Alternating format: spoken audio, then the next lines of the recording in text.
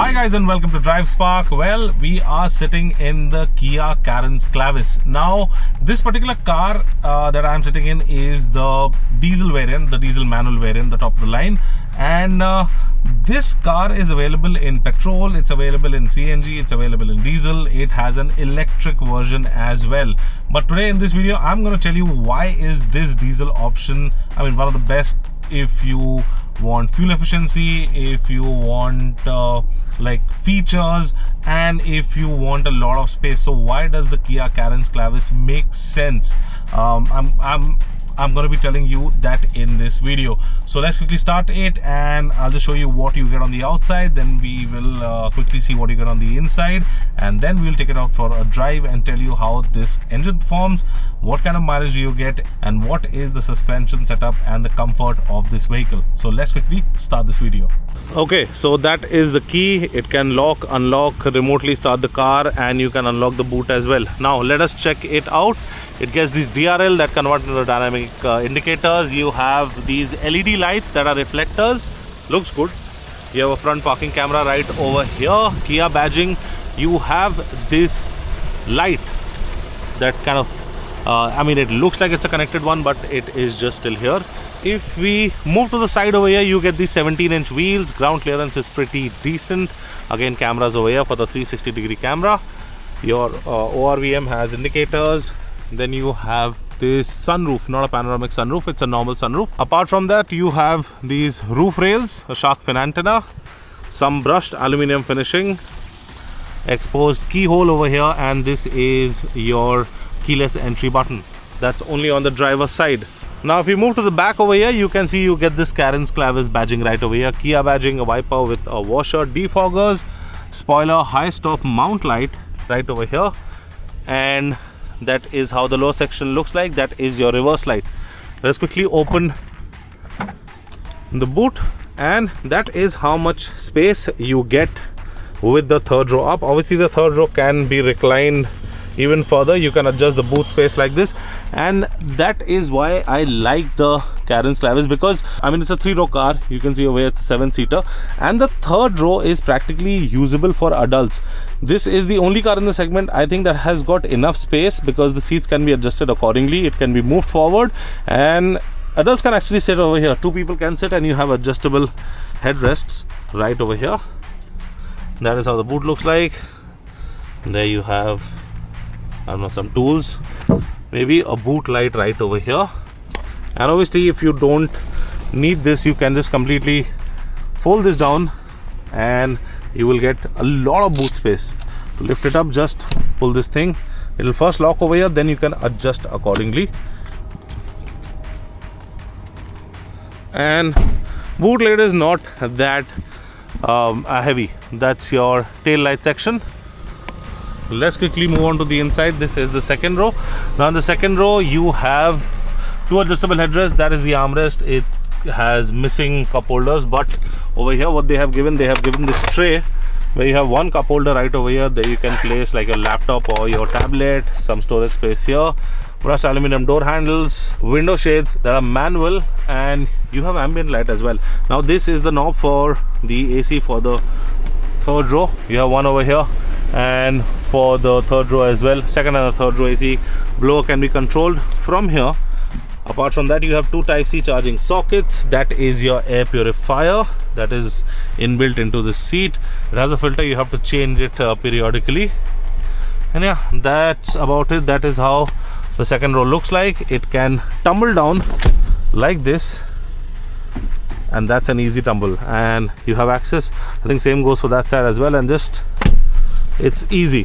It's a one-touch tumble, and then after that you can adjust it according to where you want to recline it. And then if 2 people are going, deploy this armrest.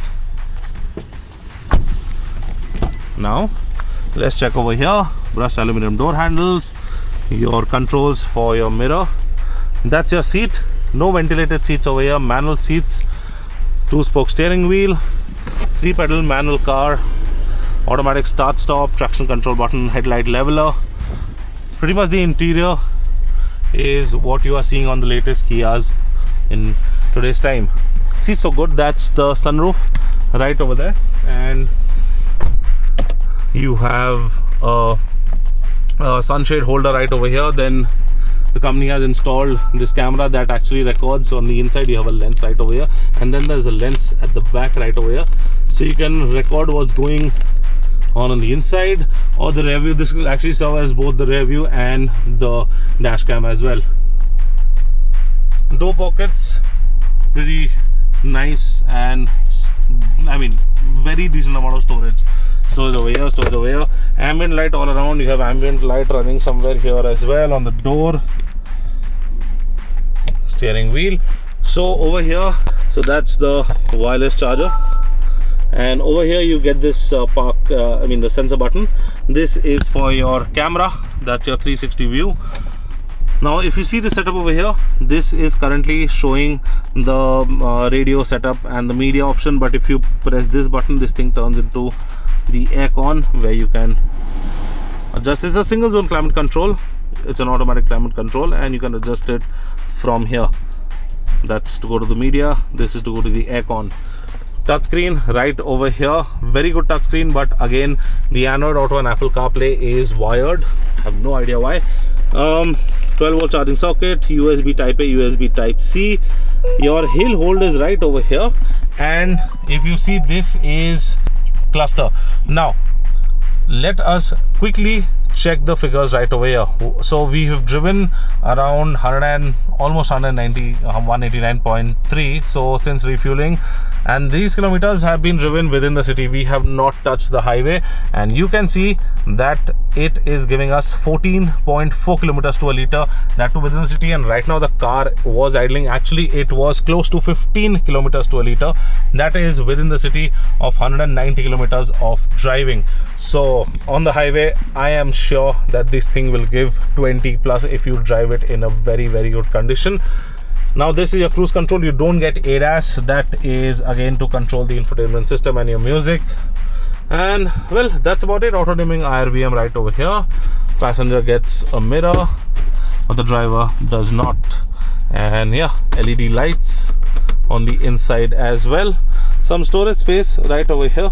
You can remove this tray as well if you don't want it, and you have storage space over here. Now this is kind of cool. You can see over here it has this knob. So this knob gets some air from the aircon, and if you have something over here, it will remain cool. It will not chill, or it will not just freeze, but it will stay cool. And as I mentioned, wireless charger, charging options, a 6-speed manual gearbox, and yep. Now let's quickly drive this and tell you how it is to drive on the road.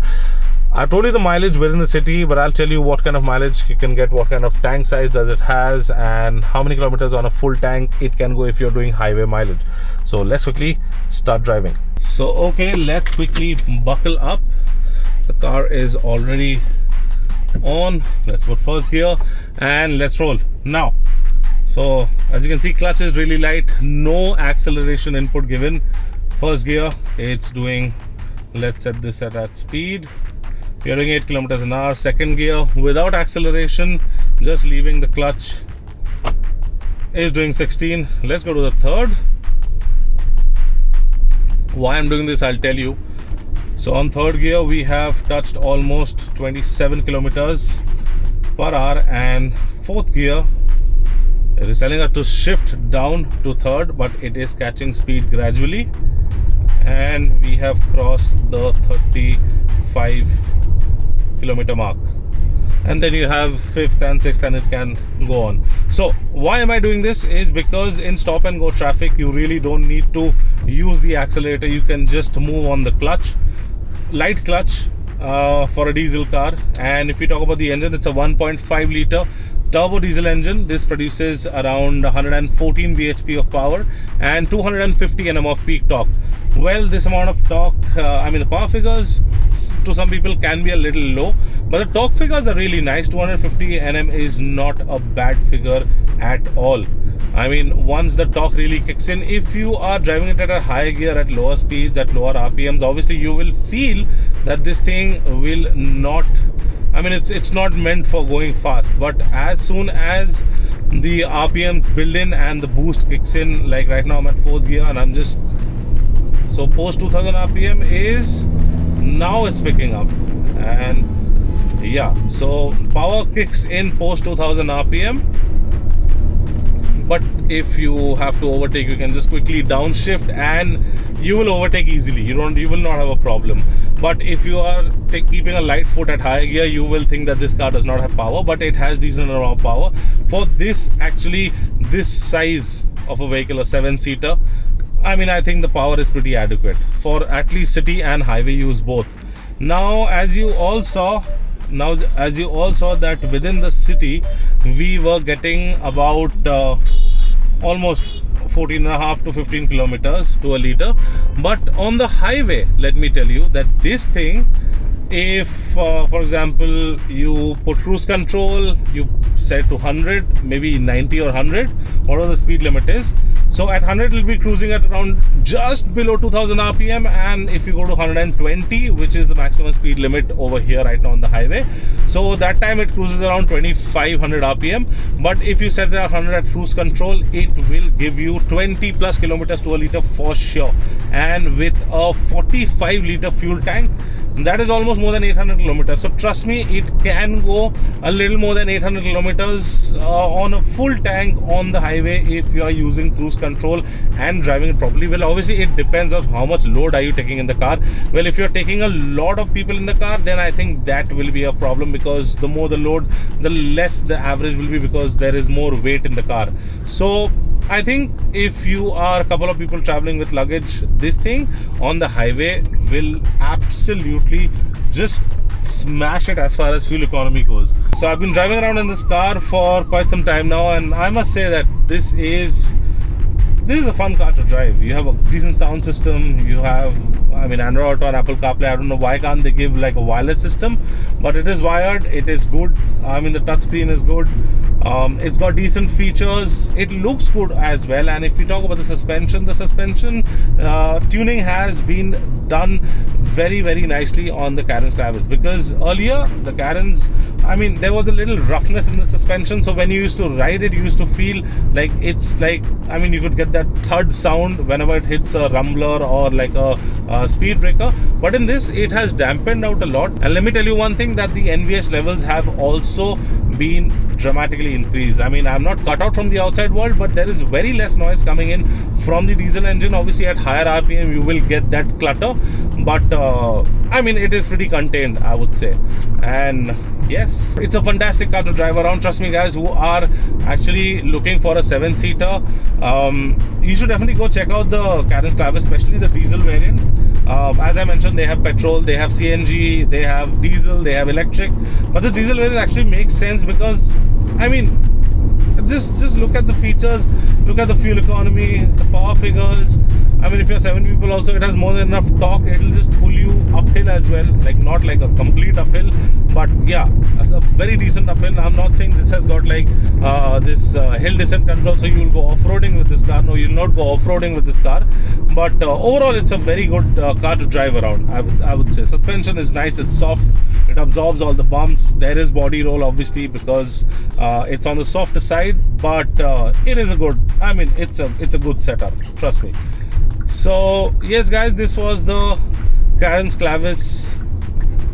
And if we talk about the pricing, so this starts around 13.10 lakh ex showroom and goes all the way up to the 24 and a half lakh rupee mark. That's the ex showroom price. Pretty good car, I must say, for its size, and especially it can seat 2 adults in the 3rd row, which is a really plus point for people especially who are traveling in big groups. And after the 3rd row, you have space to keep your luggage. I'm not saying all of you all will be able to keep your luggage, but yeah, there are at least 4 to 5 cabin bags can easily like line up and stack up on top of each other. So I think that will sort out your problem. So if you are looking for like a 7-seater, go check out the Karen's Clavis. Check out the diesel variant. If you don't like diesel, then you have petrol, CNG and electric as well. But this is a very, very nice choice for a 7-seater vehicle. Very, very good car.